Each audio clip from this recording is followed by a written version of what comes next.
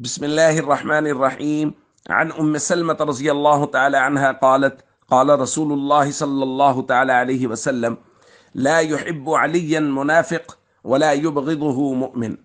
رواہ الترمذی۔ نبی کریم صلی اللہ علیہ وسلم نے ارشاد فرمایا، منافق شخص علی سے محبت نہیں رکھتا اور سچا مومن علی سے بغض نہیں رکھتا۔ دوستو، سیدنا علی المرتضیٰ رضی اللہ تعالیٰ عنہ کے بے شمار فضائل کتب احادیث میں وارد ہوئے، اور اس سے بڑی اور کیا بات ہو سکتی ہے کہ نبی کریم صلی اللہ علیہ وسلم نے ان کی محبت کو ایمان کی علامت قرار دیا ہے،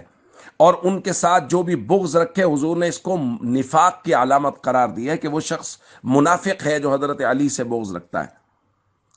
دوستو، یہ بات تو طے ہے کہ حضرت علی رضی اللہ تعالیٰ عنہ کا نام سن کے، ان کے فضائل سن کے ایک مومن کا دل خوش ہو جاتا ہے، شاد ہو جاتا ہے مومن کا دل جب حضرت علی رضی اللہ تعالیٰ عنہ کا نام اور ان کے فضائل بیان کیے جاتے ہیں۔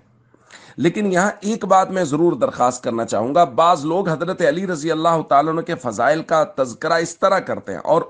ایسے فضائل بیان کرنے کی کوشش کرتے ہیں جو اللہ کے نبی صلی اللہ علیہ وسلم نے بیان نہیں فرمائے، کہ ان کے فضائل بیان کرتے کرتے ان کو انبیاء سے افضل قرار دے دیا، نبی پاک صلی اللہ علیہ وسلم سے ان کا رتبہ بڑھانے کی کوشش کر دی، اور بسا اوقات تو بعض لوگ ایسے فضائل بیان کرنے کی کوشش کرتے ہیں حضرت علی رضی اللہ تعالیٰ عنہ کے کہ ان کو اللہ کے برابر درجہ الوہیت میں پہنچانے کی کوشش کرتے ہیں۔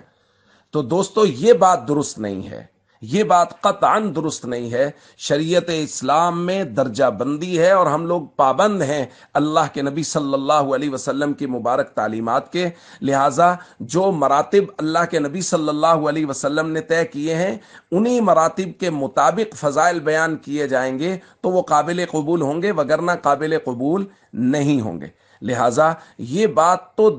گانٹھ باندھ لیجئے کہ حضرت علی رضی اللہ تعالیٰ عنہ کی محبت وہ ایمان کی علامت ہے اور ان کا بغض وہ نفاق کی علامت ہے۔ لہذا ہمیشہ سچے دل سے حضرت علی رضی اللہ تعالیٰ عنہ سے محبت کیجئے، اور جب آپ کا نام آئے تو ہمارا چہرہ مسکرائے، ہمارا دل خوش ہو جائے کہ نبی کریم صلی اللہ علیہ وسلم کے بھائی کا تذکرہ ہوا، نبی کریم صلی اللہ علیہ وسلم کے محبوب کا تذکرہ ہوا، اور سب سے بڑی بات نبی کریم صلی اللہ علیہ وسلم کے مبارک صحابی کا تذکرہ ہوا۔